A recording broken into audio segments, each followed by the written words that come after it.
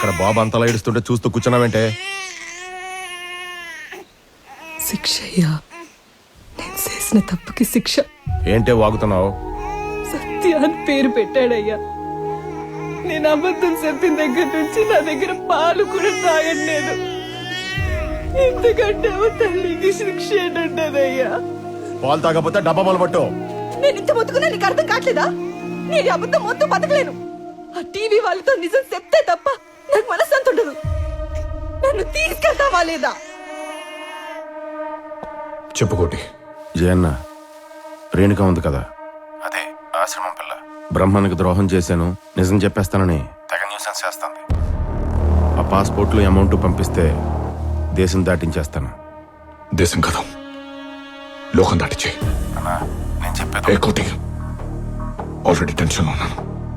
Irritate చేయకు. లేపే ఇద్దరిని. అంత దాకా రానివనన్నా, వస్తే నేను చూసుకుంటా. ఆ బ్రహ్మ మీద కోపం వాడి మీద చూపిస్తావేంటి? ఇప్పటిదాకా నా పాలిటిక్సే చూసావు, ఇప్పుడు నా పాలిటిక్స్ కూడా చూడు.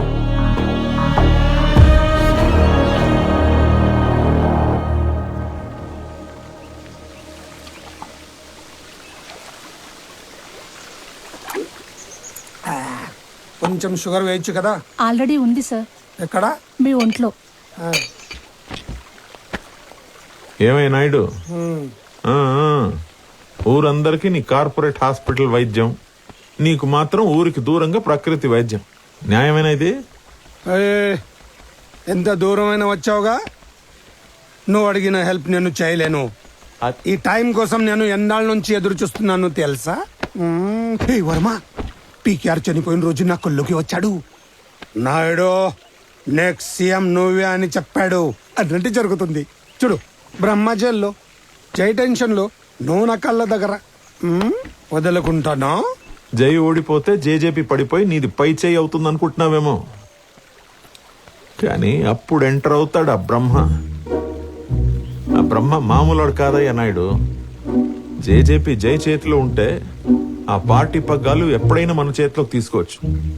అదే బ్రహ్మ చేతిలోకి వెళ్ళిందా, నువ్వు అన్నావైందాక కళ, నాయుడు నెక్స్ట్ సీఎం నువ్వే అని, అది కనడానికి కూడా నిద్ర పట్టదయ్యా. ఇప్పుడు ఏం చేయమంటావు? అపోజిషన్ ఇమేజ్ డ్యామేజ్ అవ్వకుండా నేను చూసుకుంటాను. నీ అలయన్స్ లో ఉన్న 27 మంది ఎమ్మెల్యేలని ఇటు పంపించే. నీకెంత కావాలో చెప్పు, నేను అరేంజ్ చేస్తాను. మన దగ్గరున్న 100 మంది జారిపోకుండా ఉండాలన్నా, ఆ 27 మందిని తెచ్చుకోవాలన్నా డబ్బుల మూటలు చాలా కావాలి. 127లో ఒక్కడ తగ్గినా మన గవర్నమెంట్ ని ఫామ్ చేయలేం. చెప్పు జయ్. అపోజిషన్లోని కొన్ని కుక్కల్ని మన పార్టీలో కట్టేయాలి. Once that's done, we're through. అంత నీ చేతిలోనే ఉంది. ఆల్రెడీ టింబర్ ఫ్యాక్టరీ విషయంలో లూకాస్ కోపంగా ఉన్నాడు. అబ్దుల్, లాస్ట్ టైం మనకు అడ్డు వాడు ఇప్పుడు జైల్లో ఉన్నాడు. ఇక్కడ మనల్ని అడిగేవాడు, అడ్డుకునేవాడు ఎవడు లేడు. ఆల్రైట్, నేను సీఎం అయిన తర్వాత డ్రగ్స్ నా స్టేట్లో పెట్టుకోవచ్చు అని చెప్పే కదా. You need not wait. మనీతో పాటు డ్రగ్స్ పంపించి ఇమీడియట్ గా బిజినెస్ స్టార్ట్ చేసుకోండి. ఓకే జయ్, నీ కోసం నేను లూకాస్తో మాట్లాడి ఒప్పిస్తాను. ఆల్రైట్.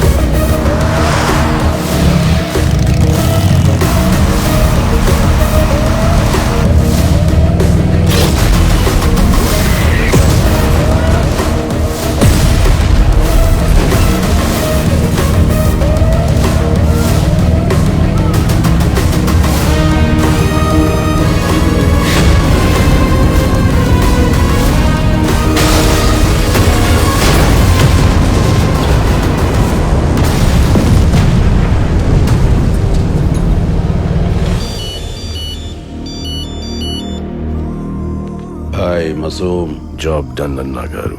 శుక్రియా. కంటైనర్ బ్లాస్ట్ చేశారా? ఎవరు? ఎలా? ఏం మాట్లాడుతున్నావు జయ్?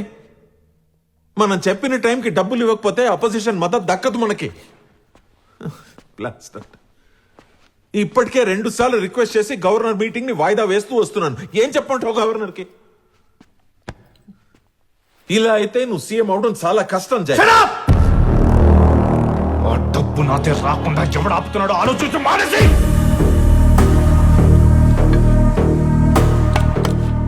సీఎం అవుతా. సరే సరే, ఎందుకు టెన్షన్ పడుతున్నావు? వదిలే.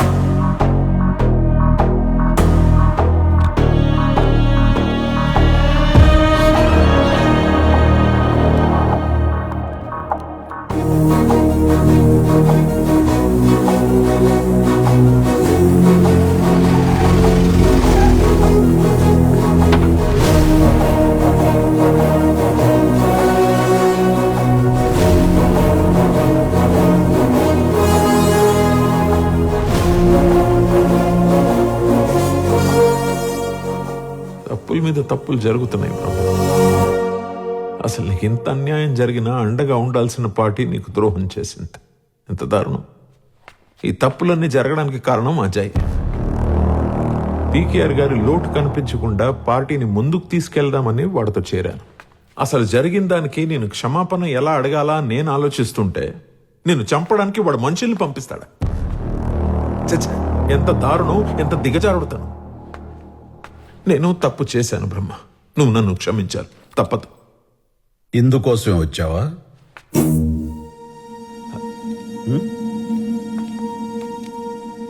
ఇక అసలు విషయానికి వస్తే మన పార్టీ బాగుండాలంటే 2 దారులు. ఒకటి నువ్వు సీఎం అవ్వాలి, లేదా నువ్వు నన్ను సీఎంని చెయ్యాలి.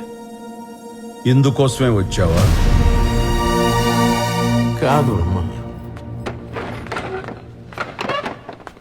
ఇప్పుడు నేనైతే పేరుకే సీఎం, వెనక నుండి బ్రహ్మే అంతా నడిపిస్తున్నాడు అంటారు. ఆ పేరు నాకెందుకు? పదవి నీకు అవసరం లేకపోయినా ఆ పదవికి నువ్వు అవసరం. కర్త కర్మ క్రియ అంతా నువ్వే. అదే చెప్తామని వచ్చా. ఇందుకోసమే వచ్చావా?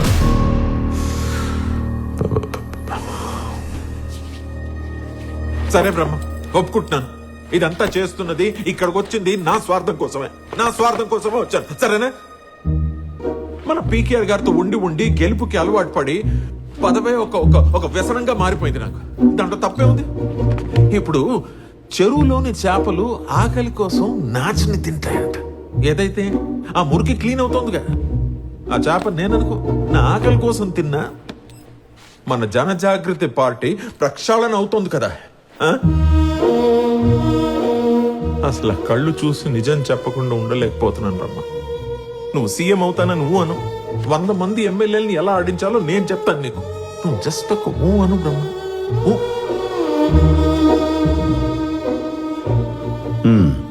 అమ్మాయ్యా, ఈ ఒక్క ఊ చాలు నాకు. ఇందుకోసమే వచ్చావా అని అడిగి అడిగి అసలు ఈ భూమి మీదకి ఎందుకు వచ్చానా అని గుర్తు చేసావు నాకు. ఇక నేను చూసుకుంటా, మాటల్లో కాదు చేతల్లో చూపిస్తా.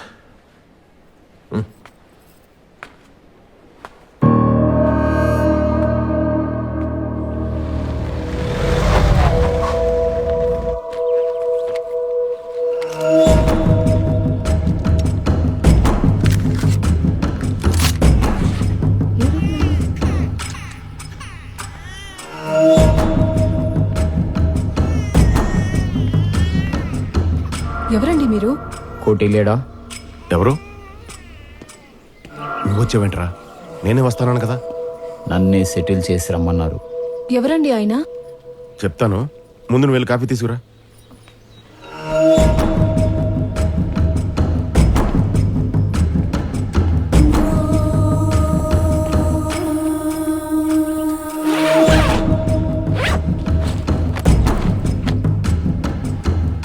మరి పాస్పోర్ట్లు టికెట్లు ఉన్నాయి, ఇద్దరిని పంపేయమన్నారు. రే, ఏంట్రా ఇది? దేనికన్నా మాట దాడతావు? దీని అవసరం అయితే లోపల పెట్టరా, తను చూస్తే ప్రాబ్లం అవుతుంది.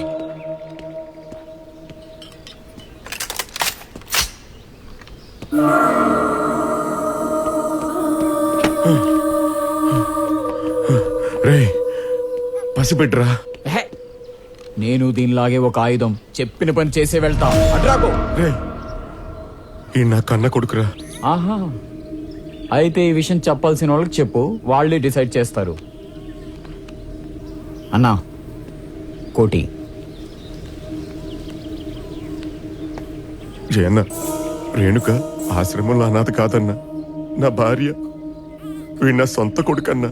డబ్బు కోసం ఏదన్నా చేస్తానన్నానన్నా, కానీ ఇది చేయలేనని ఇప్పుడే వీడి వల్ల తెలిసిందన్నా. వాళ్ళని వదిలే అన్నా, దూరంగా వెళ్ళి బతుకుతారు. కావాలంటే నన్ను ఏమైనా చేసుకో అన్నా. ఆ బిడ్డ ప్రాణానికి నీ ప్రాణం అడ్డు పెట్టావు కాబట్టి నేను వదిలేస్తున్నాను.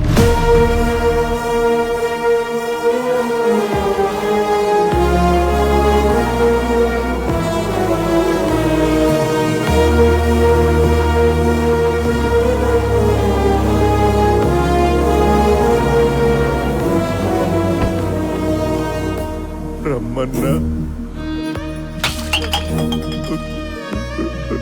నన్ను క్షమించన్నా. నేను క్షమించడానికి నేను మహాత్ముని కాను, అన్ని ఓర్చుకోవడానికి పరమాత్ముని కాను. తప్పు ఏమాత్రం సహించలేని ఓ సాదాసీదా మనిషిని. నాన్న ఉండి లేకుండా బతికే జీవితాన్ని నీ బిడ్డకివ్వకు.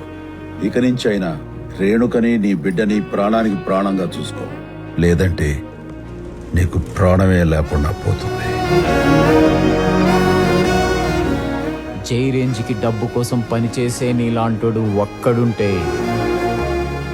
ఆయన రేంజ్కి అభిమానంతో పనిచేసే నాలాంటోళ్ళు ఎంతమంది ఉంటారు?